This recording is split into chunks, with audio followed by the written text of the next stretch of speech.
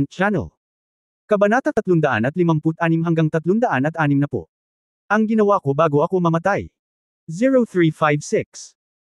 Malalim na sumimangot si Ye Fan, medyo gusot, hindi alam kung paano sasabihin ang tungkol kay Chu Yunyao nang biglaan. Sa mga mata ni Su Qingzhou, mas marami ang pagkabigo. Kinuha ng babae ang kanyang mobile phone mula sa kanyang bag at nag-click sa isang piraso ng audio sa isang email. Si Ye Fan, na ngayon pa lang ay nagugulo, ay natigilan nang marinig niya ang audio na ito. Brother Ye Fan, sa pagkakaalam ko, mukhang kasal ka na.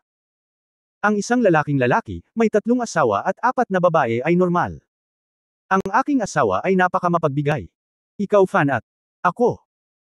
Nakilala ko na ang isa't isa maraming taon na ang nakalilipas, siya ang aking tagapagligtas, at ipinaubaya ko sa kanya ang lahat, kahit na alam ito ni Su Qingzhou. Wala siyang magagawa sa atin.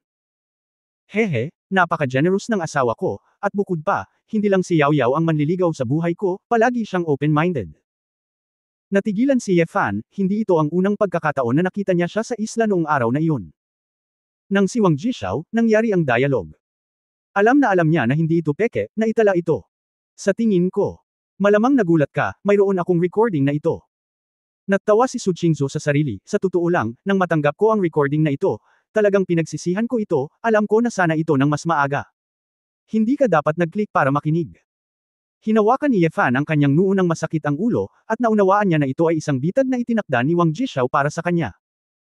Sa hindi inaasahang pagkakataon, namatay si Wang Jishao, at gumawa siya ng ganoong kaayusan bago siya mamatay. Hindi nakapagtataka, sinabi ni Tita Jiang na masama ang loob ni Su Qingzhou nitong nakaraang 2 araw, kaya pala nakatanggap siya ng ganoong recording. Asawa, makinig ka sa paliwanag ko, ako. Hindi na kailangang ipaliwanag. Binawi ni Su Qingzhou ang kanyang telepono at malamig na sinabi mo pa rin, isa kang malaking tao, at normal na magkaroon ng 3 asawa at 4 na babae. Kayo ni Chu Yunyao ay magkakilala ng maraming taon bago kita nakilala. Sa loob ng kalahating taon, bakit mo pinigilan ang pagsasama mo? Nakaramdam ng panlulumo si Ye Fan saglit, at mas lumakas ang kanyang pagkakasala. Nasabi niya ito ng kalahating biro, ngunit talagang nakinig si Su Qingzhou sa sinabi ni Su Qingzhou, halatang nasaktan ito ng sobra sa babae. Nang pagpapahalaga sa sarili.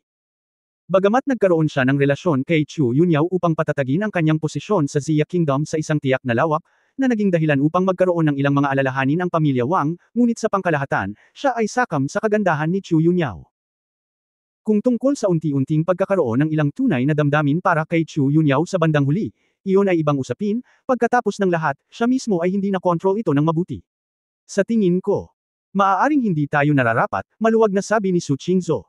Nang marinig ito, nanlamig ang buong katawan ni Ye Fan. Kapag sinabi ng isang babae ang ganoong pangungusap, ito ang pinaka-nakakabahala.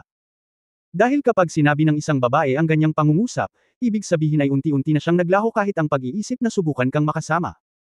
Asawa, huwag kang mag-isip ng kalokohan, masasabi ko sa iyo ang buong kwento, ikaw. Bago pa makapagsalita si Ye Fan, lumabas si Su Qingzhou sa kotse at lumabas. Si Ye Fan ay nababalisa, nagmamadaling hinabol siya, hinawakan ang mabangong balikat ni Su Qingzhou, at sinabing, asawa, huwag mong gawin ito, mali ako. Mali ako. Hindi ko nasasabihin ang mga salitang iyon sa iyong likuran. Marahan niyang niyugyug ang babae, ngunit si Su Qingzhou ay parang bangkay, ganap na hindi tumutugon. Si Ye Fan ay nalilito, asawa. Paano mo ako patawarin? Ako.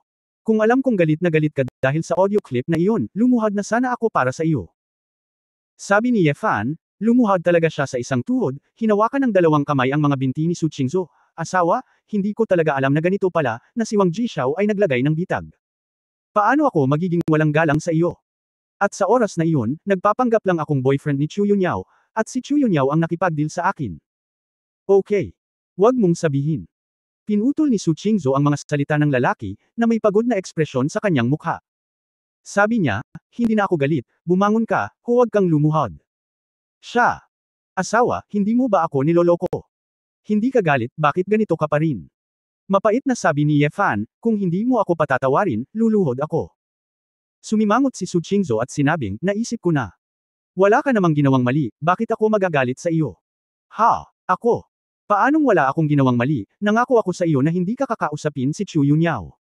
Bilang resulta, hey, awkward na napabuntong hininga si Ye Fan. Pero ikaw yun. Tahimik na sinabi ni Su Qingzhou, ikaw ay isang tao. Kung hindi mo ako pinakasalan, baka marami ka pang babae sa paligid mo, tama ba? Natigilan si Ye Fan, hindi alam kung bakit biglang sinabi ito ng babae. Nasa iyo ang iyong paraan ng pamumuhay, mayroon kang paraan ng pagtrato sa mga babae. Ito ang iyong kalayaan, pagkatapos ng lahat, kung ito man ay Feng Yueying o Ling Shan, kasama ang kasalukuyang Chu Yunyao, sila ay kasama mo, at hindi mo sila pinilit. Akala ko noong una ay hindi ko papansinin ang iyong paraan ng pamumuhay, ngunit ngayon ay nakita ko na masyadong sineseryoso ko ang aking sarili, at hindi ako pumikit. Habang lumilipas ang panahon, natural na mas lalo akong makaramdam sa puso ko. Habang nagiging hindi ako komportable, mas naramdaman kong hindi talaga ako kasing lakas gaya ng inaakala ko. Sinabi ni Su Qingzhou, hinaplos ang kanyang buhok, huminga ng malalim, at sinabing, huwag kang lumuhad dito, baka nakita ito ng masama ni Tita Jiang. Sa hinaharap, magagawa mo ang anumang gusto mo, at wala akong sasabihin. Anyway, fake ang kasal namin simula pa lang. Bagamat may mga paikot-ikot sa gitna, sa palagay ko magandang kunin ang pagkakataong ito para makita natin ng malinaw ang isa't isa, para bumalik ang contract marriage na ito sa orihinal na landas, na napakaganda rin. Matapos marinig ito, medyo natigilan si Ye Fan, nakaramdam ng kawalan at kahihiyan sa kanyang puso, kaya hindi niya alam kung paano magsalita para hikayatin ang isang babae. Hindi niya masabi na kaya niyang isuko ang ibang babae para sa kapakanan ni Su Qingzhou. Sa totoo lang, hindi ganoon kalalim at hindi malilimutan ang relasyon niya kay Su Qingzhou. Sa makatuwid, maaari lamang piliin ni Ye Fan na manahimik. Nang bumalik ang dalawa sa bulwagan, talagang hindi pa naglilinis ng mga pinagkainan si Tita Jiang. Nang makitang hindi masyadong maganda ang mga ekspresyon ng batang mag-asawa, hindi na naglakas loob si Tia Jiang na magtanong pa. Casual na kumain ang dalawa at umakyat sa taas para magpahinga.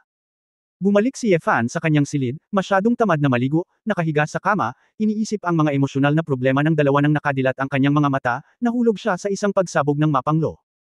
Gabi na, sa Jiangnan Military Region Hospital, sa intensive care ward.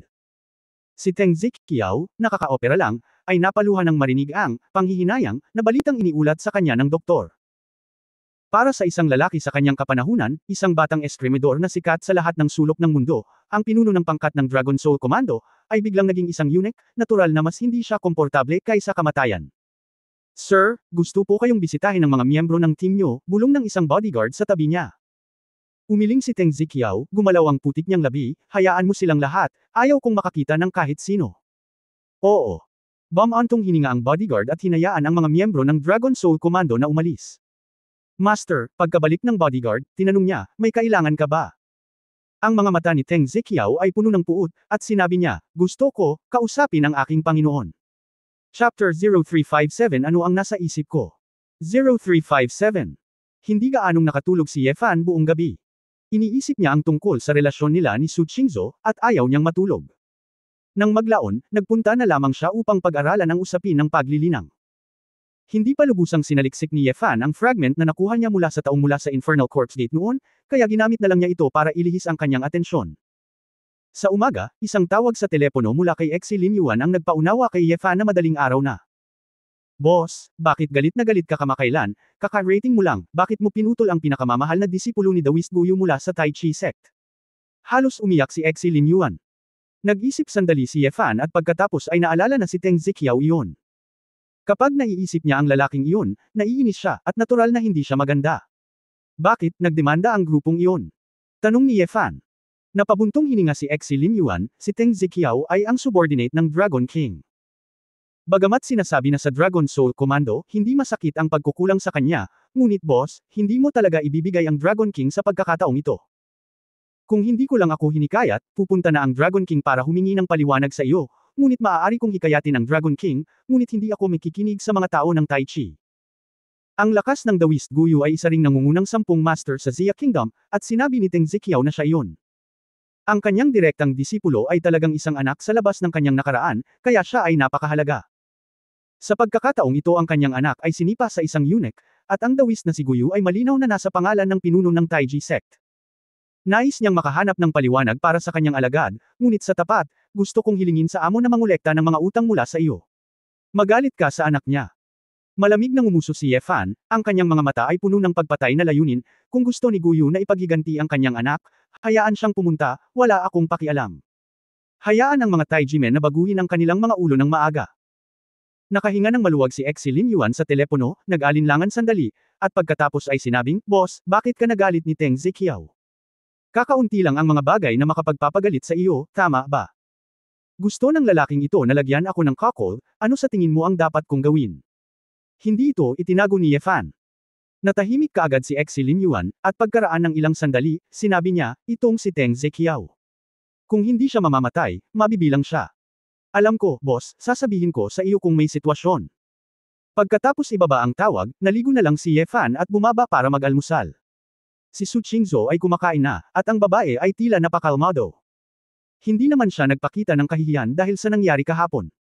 Gayunpaman, ang ganitong uri ng murang anyo ay naging dahilan para hindi komportable si Ye Fan, dahil muling lumitaw ang pakiramdam ng distansya sa pagitan nilang dalawa. Naaalala ko noong una kong nakilala si Su Qingzhou, ang babae ay parang nakakulong sa isang liblib na isla, napapaligiran ng mga saradong iceberg at mga bangin, ngunit ngayon, si Su Qingzhou ay bumalik sa kanyang orihinal na posisyon. Miss, napakaaga ngayon. Sinubukan ni Ye Fan na kausapin si Su Qingzhou hanggat maaari. Gayunpaman, bahagyang sumagot si Su Qingzhou, morning. Ang pagwawalang bahala na ito, maging si Tita Jiang sa kusina ay sumimangot, ngunit wala siyang masabi. Si Ye Fan ay kumakain ng masaganang almusal, at para itong ngumunguya ng wax. Nang nasa kalagitnaan na siya, tumayo si Su Qingzhou. Asawa, hindi pa ako kumakain, sabi ni Ye Fan. Ayos lang, mag-isa akong magdadrive. Kinuha ni Su Qingzhou ang isang BMW M6 na susi ng kotse at inilagay ito sa mesa. Ang kotseng ito ay gagamitin mo sa hinaharap, hindi na natin kailangang mag-commute ng magkasama sa hinaharap, gayon paman. Marami ka sa kanila mismo. Kailangan ng kotse. Nagmamadaling bumangon si Ye Fan, pinunasan ang kanin sa kanyang bibig at sinabing, hindi, sasama ako sa iyo, tapos na ako. Gayunpaman, nakapagdesisyon na si Su Qingzhou, kunin mo na lang, mas mabuting kumilos tayo ng hiwalay, mas madali. Tahimik na nakatingin si Ye Fan sa babaeng naglalakad papunta sa garahe, pakiramdam na walang laman saglit. Sa puso ni Su Qingzhou, naging mabigat na pasanin ang makasama niya. Sa pagkakataong ito, hindi mapapahiya si Ye Fan na idikit ito ng husto. Nang minamaneho ni Su Qingzhou ang kanyang sports car papunta sa trabaho, lumabas si Tita Jiang at bamantong hininga, Ye Fan, normal lang sa mag-asawa na mag-away, huwag masiraan ng loob, baka malaman ni Miss sa loob ng ilang araw. Awkward na ngumiti si Ye Fan, Tita Jiang, ang mga emosyonal na issue ay talagang mas mahirap kaysa sa cultivation. Ngumiti din ng mapait si Tita Jiang. Hindi man siya gaanong nagtanong, malamang nahulaan niya ang relasyon nilang dalawa. Ang pinagmula ng tunggalian ay isa ring dead end, isang dead end na natitira bago mamatay ang matandang babae na si Bishuchin. Pagkatapos kumain ng almusal, dahan-daang naglakad si Ye Fan papunta sa kumpanya. Malinaw na hindi na intensyon ni Su Qingzhou na pangasiwaan ang mga oras ng pagtatrabaho ni Ye Fan, na ginagawang parehong relaxed at medyo nabigo si Ye Fan. Matapos makarating sa Splendid Group, nagsimulang mag-surf muli si Ye Fan sa internet, naghahanda na gumamit ng mga laro para magpalipas ng oras. Nagkataon na online din si Mumumo. Nang makitang online si Ye Fan, sunod-sunod na nagpadala ang babae ng ilang nagulat na ekspresyon. Patay Ye Fan, saan ka nagpunta nitong mga nakaraang araw? Bumaba ng mahigit 500 puntos ang score ko. Galit na galit ako. Nagpout si Ye Fan at sumagot, pumunta sa isang desert island para mabuhay. Bumaba ng 5 ang level mo. Normal ang 1,000 puntos. Humph. Sasali si Miss Ben sa Youth Piano Solo Grand Prix sa Daxia Art Academy ngayong linggo. Pumunta ka at panuurin akong mag-perform. Sabi ni Mumumo. Natigilan sandali si Ye Fan, naglalaro ka araw-araw, at kailangan mong lumahok sa mga kompetisyon sa piano.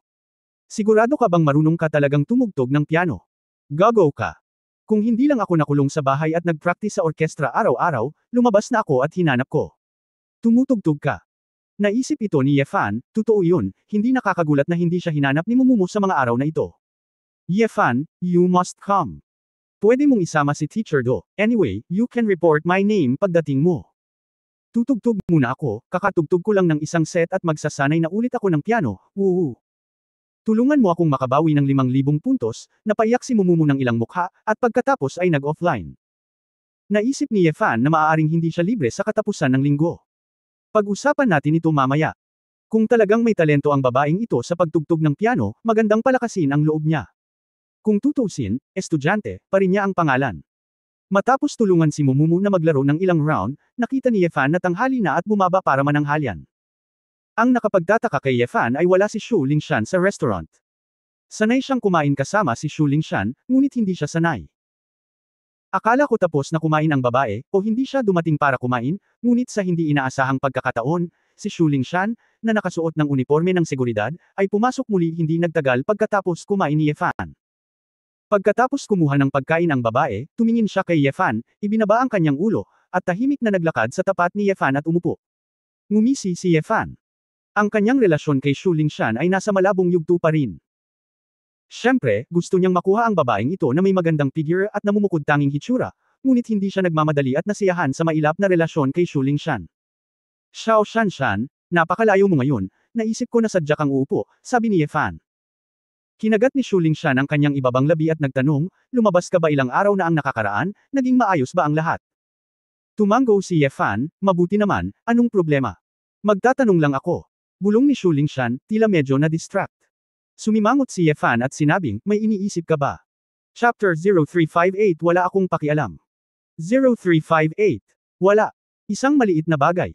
Sabi ni Shu Lingshan. Anong problema? May maitutulong ba ako? Tanong ni Yefan. Si Shu Lingshan ay kumain ng 2 subo ng mashed patatas sa plato, tumangala, at tila may gustong sabihin, ngunit tumingin kay Yefan, nawalan siya ng lakas ng loob at muling tumahimik. Si Yefan ay nababalisa. Ano ito, Xiao Shanshan, sabihin mo sa akin, kung hindi mo sasabihin sa akin, paano ko malalaman kung matutulungan kitang malutas ito? Ano ang problema? Sumimangot si Shu Lingshan at tila determinado bago niya sabihin, ay. Baka ikakasal na ako. Medyo nagyelo ang ekspresyon ni Yefan, at hindi siya agad nakapag-react. Matapos maghintay ng mahabang panahon, tinanong niya, sino ang pakakasalan mo? Nang makita ang hitsura ni Yefan, pabilis ang tibok ng puso ni Shu Lingshan, at bahagyang namula ang kanyang mukha. Si Zhao Chanshuan, ang dati kong kasintahan, tandaan mo. Sumimangot si Yefan, syempre naalala niya na ang kapitan ng pangalawang koponan ng Longya ang tumulong kay Shu Lingshan para takutin si Zhao Chanshuan. Pinilit kang magpakasal muli ng isang tao sa pamilya.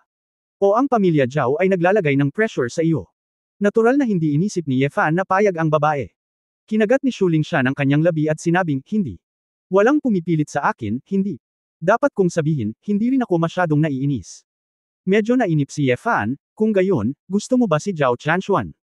Umiling si Shu Lingshan. Familiar ka ba kay Zhao Chanshuan? Umiling pa rin si Shu Lingshan. Gusto mo bang magpakasal sa pamilya Zhao upang maging isang batang may bahay? Mas mabilis na umiling si Shu Lingshan, syempre hindi ako interesado, ayoko lang maging florera, para lang ipasa ang pamilya at patuloy na manganak ng mga bata. Kung gayon, bakit mo papakasalan si Zhao Chanshuan? Kakaibang tanong ni Yefan. Sumimangot si Shu Lingshan at tumingin saglit kay Yefan, hindi mo talaga naiintindihan. Umiling si Yefan, hindi ko maintindihan. Babae kasi ako, mag-28 na ako after the new year, hindi naman ako pwedeng manatiling single forever, huwag kang mag-asawa, at wala kang pamilya, di ba? Tanong ni Shu Lingshan. Natigilan si Yefan. Palagi niyang tinitingnan ang mga isyu mula sa kanyang sariling pananaw, ngunit hindi mula kay Shu Lingshan. Oo, siya ay isang babae na halos 28, iniisip na magpakasal, mali ba? Gustong itanong ni Yefan kung bakit hindi siya nagpakasal sa kanya. Ngunit pagkatapos pag-isipan ito ng mabuti, si Su Qingzhou, na seryoso niyang pinakasalan, ay nakikipag-away pa rin sa kanya. Nang makitang tahimik si Yefan, sinabi ni Shu Lingshan na may bakas ng kalungkutan sa kanyang mga mata, bukas ako ay babalik sa lungsod, kinabukasan ay ika-80 kaarawan ng aking lolo, mahigit 3 taon na akong wala sa bahay, at babalik ako kahit anong mangyari. Maligayang kaarawan sa aking lolo. Sinabi ng aking ina na napakabilis niyang matanda kamakailan, at ang kanyang buhok ay naging mas kulay abo. Ang 3 kong kapatid ay kasal na, at ngayon ako na lang ang natitira, halos 30, at single pa rin. Nakita ko ang hitsura ng aking ina sa video, ang kanyang mga nasolabial folds, ang kanyang mga paa ng uwak, at ang kanyang uban na buhok, naramdaman ko na ako ay masyadong makasarili noon. Sa totoo lang, alam ko rin na maaaring hindi ako masyadong angkop para kay Zhao Chanshuan, pero at least, kung anong klaseng tao si Zhao Chanshuan, kilala ko pa rin siya ng lubusan, mas mabuti na kaysa maghanap ng ibang estranghero, at mas masisiyahan ang pamilya namin sa kasal na ito. Natahimik si Yefan, hindi niya alam kung saan magsisimula. Dahil sa pananaw ni Shu Lingshan, hindi naman mali ang sinabi niya. Siya ay anak ng pamilya Shu sa Socheng. Ito ay karaniwang imposible para sa kanya na magpakasal sa isang ordinaryong tao. Ang pamilyang Zhao ay kabilang sa 5 sikat na pamilya, at ang gusto lang nila ay mukha, at tiyak na hindi nila siya pakikitunguhan ng masama. Ikaw fan. Bahagyang ngumiti si Shu Lingshan. Sa sandaling ito, tila hindi na siya ang determinadong kapitan ng seguridad, ngunit isang magiliw na ginang. Actually last time, noong nasa Sioux City ako, kumuha ako ng isang tao para protektahan si President Su, tapos lumapit ka, at dinala mo si President Su sa harap namin. Noon, bigla kong naramdaman na kahit may kasama ako, asawa ka pa rin ng iba, lalaki ng iba. Hindi sa iyo, kahit gaano pa ito kaganda, walang silbi, ano sa tingin mo? Tanong ni Shu Lingshan. Hinawakan ni Ye Fan ang kanyang mukha at mapait na ngumiti, hindi ko inaasahan na ganoon kaliwanag ang maaalala mo noong gabing iyon. Pasensya na, iniwan kita noon. Napangiti si Shu Lingshan at umiling, hindi mo ako pinansin, at hindi ka sa akin.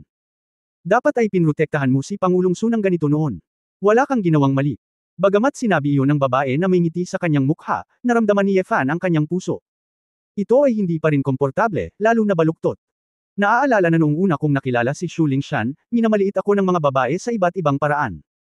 Nag-away ang dalawa at ilang beses na ginalaw ang kanilang mga kamay. Nang maglaon, madalas silang kumain ng magkasama at nararanasan ang lahat ng uri ng mga bagay na magkasama, at unti-unti nilang nakilala ang isa't isa. Papalapit na ang distansya. Hindi man ito matatawag na kahoy na panggatong at apoy, kung walang pagmamahalan sa pagitan ng dalawa, dapat ay kasinungalingan. Okay, malamig ang lahat, at kailangan kong pumasok sa trabaho pagkatapos kumain, hihintayin ko ito. Pagpunta sa lugar ni Mr. Su para humingi ng bakasyon, baka mag-resign, who knows? Sabi ni Shu Lingshan, at uminom ng isang malaking subo ng pagkain, na para bang bumalik siya sa pagkakakilanlan ng security captain. Si Ye Fan ay walang gana, at pagkatapos kumain, lumabas siya kasama si Shu Lingshan. Kapag pumasok ang dalawa sa elevator, walang ibang tao sa elevator, pero pareho silang may kanya-kanyang inaalala, at walang nagsasalita sa kanilang dalawa. Nang malapit na sila sa sahig kung saan naroon si Shu Lingshan, biglang ibinaba ni Shu Lingshan ang kanyang ulo at nagtanong, nagustuhan mo ba talaga ako? Natigilan si Ye Fan. Hindi niya alam kung paano sasagutin. Sabi niya nagustuhan niya. Maaari ba niya itong pakasalan? Maaari ba siyang bigyan ng bahay? Kung sinabi niyang ginawa niya, hindi gusto nito. Pagkatapos ay naramdaman ni Ye Fan na tiyak na mali ito. Habang nag-aalangan, ang Departamento ng Seguridad nang dumating ang sahig, hindi nagsalita si Shu Lingshan, at mabilis na tumakbo palabas. Ibinuka ni Ye Fan ang kanyang bibig at tumingin sa likuran ni Shu Lingshan na tumatakbo palayo, at agad na naisip na hindi na niya ito makikitang muli, na pumasok sa kanyang isipan. Bumalik si Ye Fan sa kanyang opisina na tulala. Wala man lang siya sa mood makipaglaro. Tulala siya. Nang makaalis siya sa trabaho, kinuha lang ni Ye Fan ang susi at gustong sunduin si Su Qingzu mula sa trabaho, ngunit naalala niyang kasama na niya ang babae. Nakahiwalay ang sasakyan. Naisip ni Ye Fan ang malamig at walang malasakit na hitsura ni Su Qingzu, at nasaroon ng loob ng ilang sandali. Pagkatapos mag-isip tungkol dito, tinawagan niya si Feng Yueying. Paalis na sa trabaho si Feng Yueying, at natural na natutuwa siyang marinig na kakain siya ng hapunan ni Ye Fan, ngunit medyo naguguluhan din siya, pagkatapos ng lahat, ang boses ng lalaki ay parang mahina. Upang maiwasan ang pagdududa, nagkasundo ang dalawa na magkita sa bahay ni Feng Yueying. Nang dumating si Ye Fan, nakarating na si Feng Yueying sa bahay, at ang babae ay nagmamadaling nag-aayos ng sala at nag-aayos ng ilang sari-saring mga bagay. Nang makita si Ye Fan, medyo nahiya si Feng Yueying, hintayin mo ako ng 3 minuto, nagtatrabaho ako sa bahay, kaya medyo magulo. Wala akong pakialam, ngumiti si Ye Fan, ngunit sa loob-loob niya ay naramdaman, si Feng Yueying ay karaniwang nasa bahay na mag-isa, sa katunayan, siya ay mukhang isang solong malakas na babae. Kabanata 0359 Lightbulb 0359. Si Feng Yueying ay nakasuot ng beige corset at double-sided woolen coat bago niya ito maubad, at ang kanyang asul na sutla ay medyo magulo. Gayunpaman, ang mga damit na nagpakita sa kanyang figura, kapag siya ay abala sa lahat ng dako, ay naka-highlight sa kanyang kahangahangang arko. Kung ito ay sa mga karaniwang araw, tiyak na natukso si Ye Fan na sumugod at ituwid ang babae sa sofa. Ngunit ngayon, si Ye Fan ay walang ganoong uri ng pabigla-bigla, at ang kanyang puso ay naharang ng napakaraming emosyon, na dahilan kung bakit gusto niyang tingnan ang babae ng tahimik. Nang halos malinisan na ang lugar, napagtanto ni Feng Yueying na si Ye Fan ay tahimik na nakatingin sa kanya, at hindi maiwasang magtanong na may pulang mukha, anong ginagawa mo? Bakit kakaiba ang pakiramdam mo ngayon? Anong problema? Nakangiting tanong ni Ye Fan. Hindi ko masabi. Anyway, hindi ito katulad ng dati, sabi ni Feng Yueying. Kinusot ni Ye Fan ang kanyang mga mata, tila pinagmamasdan talaga ni Feng Yueying ang kanyang sarili na may intensyon, ang babaeng ito ay palaging malambing, at tumatagos ng malalim sa kanyang puso. Lumapit si Ye Fan, ibinuka ang kanyang mga braso, niyakap si Feng Yueying, ibinaba ang kanyang ulo sa kanyang pisngi, at hinalikan ang kanyang labi ng 2 beses. Ying-ying, napakahirap bang makasama ako? Tanong ni Ye Fan. Naramdaman ni Feng Yueying ang init ng lalaki, at yamakap sa kanyang mga bisig. Nang marinig niya ang ganoong tanong, medyo naguluhan siya, bakit mo ito tinatanong? Hindi ito mahirap. Ano ang problema mo? Marahang hinaplos ni Ye Fan ang mukha ng babae, mahabang kwento ito. Sa madaling salita, nalilito ako at gusto kitang makausap. Kumurap si Feng Yueying at may pangunawang sinabi, kung gayon, kumain tayo sa labas. Mayroong isang restoran na angkop para sa pakikipag-chat, at noon pa man ay gusto kong pumunta doon. Ang gintong medalyang Napoleon cake doon ay masarap. Tumango si Yefan, oo. Saglit lang, magpapalit ako ng damit. Matamis na ngumiti si Feng Yueying at tumakbo papunta sa kwarto, nagbabalak na magpalit ng mas casual na damit. Uupo na sana si Yefan at maghintay, ngunit nalaman niyang hindi binuksan ni Feng Yueying ang mga ilaw pagkatapos pumasok sa silid, at madilim ang kwarto. Yingying, bakit hindi mo buksan ang ilaw? Magpalit ka na lang ng damit. Natatakot ka pa bang sumilip ako? Ngumiti si Yefan. Hindi. Nasira ang bumbilya ko, wala pa akong oras para maghanap ng papalit dito. Sabi ni Feng Yueying. Ngumiti si Yefan at sinabing, palitan mo lang ang bumbilya. Palitan ko ito para sa iyo. Nasaan ang bumbilya? Hindi ko alam kung anong klaseng ilaw ang papalitan, kaya hindi ko binili. Okay lang, may bedside lamp pa ako. Ilang araw, hihilingin ko sa maintenance worker ng property na tingnan, sabi ni Feng Yueying. Matapos marinig ito, nakaramdam ng hindi komportable si Yefan. Nagpalit lang siya ng bumbilya. Ang ganitong simpleng bagay ay hindi madali para sa isang babae. Pagkatapos ng lahat, ang ganitong uri ng trabaho ay karaniwang ginagawa ng mga lalaki. Biglang naisip ni Yefan na itinuring niya si Feng Yueying bilang kanyang babae, ngunit pagkatapos ng napakaraming gabi, ang kwarto ni Feng Yueying ay ganap na madilim. Siyempre, ito ay maaaring si Yefan na gumagawa ng malaking kaguluhan, ngunit ang mga maliliit na detalye ay sumasalamin lamang na wala talaga siyang pakialam sa mga babaeng nakapaligid sa kanya. Naglakad si Yefan sa pintuan ng kwarto at tumingin kay Feng Yueying na nagpapalit ng damit. Hinubad ng babae ang lana na palda sa ibaba, na nagpapakita ng isang pares ng mahabang binti, at medyo kinabahan siya nang makitang pumasok ang lalaki. Yefan, anong problema mo? Ako. Akala ni Yefan ay papasok at gagawin ang isang bagay sa kanya, ngunit sinong mag-aakala na pagkatapos pumasok ni Yefan, tumalon siya at tumingin sa mga ilaw sa kwarto. Yingying, bumili muna tayo ng bagong bumbilya, at pagkatapos ay maghapunan. Tutulungan kitang palitan ang bumbilya ngayong gabi, sabi ni Yefan. Sandaling natigilan si Feng Yueying, at nang makita niya ang seryosong mukha ni Yefan, isang bakas ng init ang bumalot sa kanyang puso. Oo, tumango si Feng Yueying. May kailangan ka pa bang ayusin sa bahay? Maintenance worker ako, hindi mo ba nakakalimutan? Nakangiting tanong ni Yefan. Wala na, bumbilya lang. Karamihan sa mga gamit ko sa bahay ay bago pa, nakangiting sabi ni Feng Yueying. Pagkatapos magpalit ng damit ng babae, magkahawak kamay silang lumabas ng komunidad. Sa kasagsagan ng daloy ng trapiko sa gabi, hindi nagmamaneho ang dalawa. Nang dumaan sa ilang tindahan ng hardware at electrical, bumili sila ng bumbilya at direktang isinilid sa bag ni Feng Yueying. Matapos sumakay sa subway ang dalawa patungo sa mataong commercial area sa city center, nakakita sila ng western restaurant na gustong kainin ni Feng Yueying. Si Feng Yueying ay nag-order ng kanyang paboritong cake, habang si Yefan ay kumakain lamang ng isang plato ng macaroni at isang tasa ng kape. Sinabi rin ni Yefan ang tungkol sa mga problemang naranasan niya kay Su Qingzhou, at kung ano ang nangyari kay Xu Lingshan ngayon. Tahimik na nakinig si Feng Yueying, at hindi masyadong ginambala ang lalaki, paminsan-minsan lang nakasimangot. Pagkatapos makinig, humigop si Feng Yueying ng itim na tsaa ng salon at bumantong hininga, Yefan, nakakainis ka talaga. Sa harap ko, pinag-uusapan mo ang iyong emosyonal na pagkakasalubong sa ibang babae. Medyo humihingi ng tawad si Yefan, Yingying, wala ba talagang lugar para pag-usapan ito? Naramdaman ko lang na hindi talaga ako sapat para sa inyo. Kung may nangyaring mali sa ang iyong pamilya sa hinaharap, dapat mong sabihin sa akin kung nararamdaman mong nag-iisa. Tandaan mo rin na hanapin ako sa takdang panahon, sanay akong mag-isa, at marami pa ring ugali ang hindi na mababago. Kinagat ni Feng Yueying ang kanyang mga labi at nakangiting tumango, actually, okay lang ako, I think it is almost enough to date you once a week. Tutal marami naman akong trabaho. Para sa inyo ni Mr. Su. Sa totoo lang, wala akong karapatang magsabi ng kahit ano, tutal bahagi ng problema mo ay ako ang sanhi. Pero lagi kong nararamdaman na sobrang unconfident ka ngayon. Ang paraan mo ngayon ay tila wala kang kumpiyansa na pasayahin si Mr. Su, kaya paano maniniwala si Mr. Su sa iyo? Kumpiyansa. Saglit na natigilan si Yefan, at nang mapaalalahanan siya ng babae, napagtanto niya na wala siyang laman sa kanyang puso, ano ang kulang? Sa totoo lang, wala siyang nawalan na babae. Mula sa simula hanggang sa wakas, sina Su Qingzhou, Feng Yueying, Xu Lingshan, Xu Yunyao. Sa katunayan, ang mga kababaihan ay nabubuhay pa rin ayon sa kanilang sariling bilis ng buhay, ginagawa lamang nila ang dapat nilang gawin. Mula sa simula hanggang sa huli, naramdaman kong mawawala sila sa akin, ngunit si Yefan mismo. Tama. Ngumiti si Feng Yueying at sinabi, palagi kong nararamdaman na ang bagay na higit na nakakaakit sa akin tungkol sa iyo ay kung minsan ay hindi ka makatwiran at ginagawa mo ang lahat ng gusto mo. Bagamat nakakapanlumo kung minsan, hindi ba iyon ang pinagkaiba mo sa ibang lalaki? Eto na, kulay rosas ang mukha ni Feng Yueying, at natural na kasama sa sinabi niya ang pagpasok ni Yefan sa kanyang opisina. Ang sitwasyon kapag ginagawa niya ang ganoong bagay. Hindi ako ikaw, at hindi ko alam ang lahat ng iyong iniisip, ngunit sa palagay ko kailangan mo lang na maging iyong sarili at hindi kailangang impluwensyahan ng iba.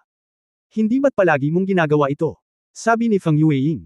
Hindi napigilan ni Ye Fan ang huminga ng malalim at tumingin sa babae na may gumagalaw na mga mata. Biglang tumayo si Ye Fan mula sa kanyang upuan, lumakad sa harap ni Feng Yueying, niyakap ang mukha ni Feng Yueying gamit ang dalawang kamay, yumuko ang kanyang ulo at nagbigay ng isang mabigat na halik. Sa pagkakataong ito, hindi lang medyo natigilan si Feng Yueying, pati na rin ang ibang mga bisita at waiter sa restaurant ay nagulat. Kabanata 0360 Christmas Gift 0360. Anong ginagawa mo? Napakaraming tao. Mabilis na itinulak ni Feng Yueying ang lalaki palayo na may nag-aalab na mukha. Nakangiting sabi ni Ye Fan, hindi ba't ang sabi mo, wala akong pakialam sa iisipin ng iba, sa tingin ko ay cute ka at gusto kang halikan. Kung gayon, hindi yun maaaring maging napakagulo, bulong ni Feng Yueying. Hinawakan ni Ye Fan ang kamay ng babae at sinabing, Yingying, salamat sa pagpunta mo rito. Kung hindi, halos hindi ko mahanap si Bei, halika, para magpasalamat sa pagbibigay mo sa akin ng payo, dadalhin ka ng asawa ko para bumili ng regalo sa Pasko. Asawa. Hindi makapag-react si Feng Yueying. Tumango si Ye Fan, oo, sa palagay ko patuloy mo akong tinatawag sa pangalan ko, at marami ka pang puntos. Dapat mo pa rin akong tawaging asawa sa hinaharap. Tatawagan kitang asawa ni Yingying, okay. Ayoko. Sobrang manhid. Naramdaman ni Feng Yueying na matamis sa kanyang puso, ngunit natural siyang tumanggi. Walang pakialam si Ye Fan, at patuloy na sumigaw ng, asawa Yingying, at lumakas ang boses. Naakit nito ang atensyon ng mga tao sa restaurant, at maraming tao ang hindi napigil ang matawa, sa pag-aakalang ipinapakita ng mag-asawa ang kanilang pagmamahal. Nagmamadaling tinakpan ni Feng Yueying ang bibig ng lalaki, sige, sige, ako. Tatawagan na lang kitang asawa. Kasing bastos ka ng pader ng lungsod. Hindi pa kami kasal, tama bang tawagin ng asawang asawa, talaga? Bagamat wala akong maibigay na dokumento sa ngayon, pwede pa ba kitang tawagan? Tsaka maganda naman ang relasyon natin. Ano ang kinalaman nito sa pag-i-issue ng certificates? Sabi ni Ye Fan. Humalaklak si Feng Yueying, hindi napigilan ang lalaki, kanina lang ako na-depress, pero ngayon lang ako magaling. Ngumiti si Ye Fan at sinabing, asawa Yingying, tumawag ka pa ng ilang beses, tinawag na kita ng maraming beses. Kinagat ni Feng Yueying ang kanyang mga labi, iniunat ang kanyang kamay upang hawakan ang braso ng lalaki, at mahinang nagtanong, asawa, anong regalo sa Pasko ang gusto mong bilhin para sa akin? Wala pang isang linggo, Pasko na.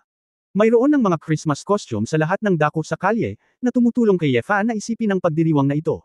Wala bang iba't ibang mamahaling tindahan sa paligid? Sa tingin ko wala kang maraming sikat na brand bag, kaya pipili ako ng isa para sa iyo. Nagpasya si Ye Fan na malaking bagay na malaman kung may mga limited edition na bag. Ibinaling ni Feng Yueying ang kanyang magagandang mata at sinabing, okay, gusto ko lang bumili ng product killer bag, mabibili mo ito para sa akin. Killer bag. Hindi ba bulok lang yan, bakit hindi ka bumili ng Hermes? Sabi ni Ye Fan. Binigyan siya ni Feng Yueying ng isang puting tingin, hindi naman sa mas mahal ang bag, mas maganda. Hindi bagay sa akin ang estilo ng mamahaling bag, at hindi ko ito maisakatuparan. Mas mabuti na gusto ko ang regalo. Gusto mo bang bilhin ito para sa akin? Ye Fan Yi listenang, alam ko rin na talagang walang pakialam ang babae sa presyo. Ngumiti siya ng maluwag, at ginawa ang gusto niya at dinala siya sa malapit na product counter. Pagkatapos bumili ng dark green na medium-sized na killer bag, mukhang mas maganda ang mood ni Feng Yueying, at dinala si Ye Fan para manood muli ng pelikula. Sa oras na lumabas ang dalawa sa sinehan, hating gabi na, kaya natural na hindi na bumalik si Ye Fan, at kailangan niyang tulungan si Feng Yueying na palitan ng bumbilya. Pagkatapos palitan ng bumbilya, sinabi ni Ye Fan, Yingying, maligo tayo. Saglit na natigilan si Feng Yueying, ikaw. Hindi ka ba babalik ngayon? Gabi na, bakit ka pa bumalik? Nakangiting sabi ni Ye Fan, bukod dito, tiyak na makakasama kita ngayong gabi. Nag-alinlangan si Feng Yueying. Said, pero hindi pa rin ba malamig si Mr. Su sa iyo? Kung ganito ka, siguradong lalo siyang mag-aatubili na papansinin ka. Humakbang si Ye Fan, inilagay ang isang kamay sa likod na baywang ng babae, at inilagay ang isa pang kamay sa pagitan ng kanyang pisngi at tainga, at sinabing may masamang ngiti, huwag pansinin, kung ako ay para sa isang babae, ako ay magiging gulo. Paano ako mabubuhay pagkatapos nito? Hindi. One can rob a woman from me anyway, kaya mag-iisip na lang ako ng paraan para mapasaya siya sa loob ng ilang araw. Para kang magnanakaw na amo. Kung gusto mong marinig ito ni Pangulong Su, kailangan mong patayin kita gamit ang aking mga mata, hindi napigilan ni Feng Yueying ang pagtawa at pagiyak. Oy, sabihin mo lang sa harap ng asawa mong si Yingying, syempre hindi ko masasabi sa harap niya. Ngumiti si Ye Fan, iniyuko ang kanyang ulo at hinalikan ito. Si Feng Yueying ay tumulak at umalis, at ang dalawa ay pumasok sa banyo. Kinaumagahan, Huahay High Speed Rail Station. Hawak ang isang bag, tumayo si Shu Lingshan sa platform at tumingin pabalik sa Huahay Station. Bagamat humihingi lang siya ng leave, hindi niya alam kung makakabalik pa siya dito pagkatapos nitong bumalik sa pagkakataong ito. Kung sinabing mahigit kalahating taon na ang nakararaan, ang tanging bagay na namiss niya sa lungsod na ito ay si Su Qingzhou, na may biyayang makilala, at ngayon, mayroon siyang ibang bagay sa kanyang puso na hindi niya kayang isuko. Umiling si Shu Lingshan at huminga ng malalim. Huminga ka, huwag mo masyadong isipin. Pumasok siya sa karwahe, naghanap ng upuan, at umupo. Hindi siya bumili ng anumang upuan sa negosyo o mga upuan sa unang klase, isang ordinaryong upuan lamang sa pangalawang klase. Maaaring dahil ito sa tagal ng panahon, at walang gaanong tao sa karwahe. Isinuot ni Shu Lingshan ang kanyang headphone, handang makinig ng mga kanta, at pagkatapos ay nakatulog. Dahil ito ang kauna-unahang pagkakataon sa loob ng 3 taon na umuwi, si Shu Lingshan ay hindi nakatulog buong gabi, nagpapaikot-ikot, at oras na para bumawi sa kanyang pagtulog. Hindi nagtagal, parang may umupo sa tabi niya. Hindi iminulat ni Shu Lingshan ang kanyang mga mata at patuloy na nakatulog. Unconsciously, at hindi ko alam kung gaano katagal, biglang narinig ni Shu Lingshan na may tumatawag sa kanya. Xiao Shanshan, gusto mo ba ng lunchbox? Nagugutom ka ba? Iminulat ni Shu Lingshan ang kanyang mga mata sa pagkalito, nagtataka kung bakit natanggal ang kanyang mga earplug, at bakit pamilyar ang boses ng taong ito. At tinatawag ang kanyang sarili. Nang lumingon si Shu Lingshan, nang makita kung sino ang lalaking nakaupo sa tabi niya, na nakangiti sa kanya, natigilan siya. Nang makita ang nagulat na ekspresyon ng babae, ngumiti si Ye Fan at sinabing, paano ang isang boxed lunch? Ikaw, bakit ka nandito? Pinunasan ni Shu Lingshan ang kanyang mga mata, na nagpapatunay na hindi siya nananaginip. Bumantong hininga si Ye Fan, bumili muna ng 2 lunchbox mula sa flight attendant sa tabi niya, at pagkatapos ay nagsabi, nandito ka para sagutin ang tanong mo sa akin kahapon. Magtanong. Tanong. Nag-isip sandali si Shu Lingshan, at ang kanyang mukha ay biglang uminit. Hindi niya alam kung ano ang ginagawa niya kahapon, kaya nagtanong siya ng ganoong bagay na ikinahihiya niya. Kung tutuusin, isa itong misteryo na laging nasa puso niya, ngunit kung hindi sa huling sandali ay hindi siya magkakaroon ng lakas ng loob na tanungin ito. Gayunpaman, ang katahimikan ni Ye Fan kahapon ay hamarang din sa kanyang puso sa mahabang panahon. Sa kanyang opinyon, ginamit ng lalaki ang katahimikan para sabihin sa kanya ang isang malupit na sagot. Kaya, ito rin ang nagpasya sa kanya na ibalik ang sasakyan ngayon. Such eng. Tumango si Ye Fan at sinabing, hindi ako sumagot, uuwi ka na, kaya kinailangan kong suriin ang kotseng sinasakyan mo at bumalik sa bahay ni Shu kasama mo. Ano? Gusto mong bumalik sa bahay ni Shu kasama ko? Takang tanong ni Shu Lingshan, bakit? Masayang ngumiti si Ye Fan, bakit kailangan kong magtanong, paano ko hahayaan ang babaeng gusto ko na magpakasal sa ibang lalaki? Pagtatapos ng kabanatang ito. For more videos, please like, share and subscribe.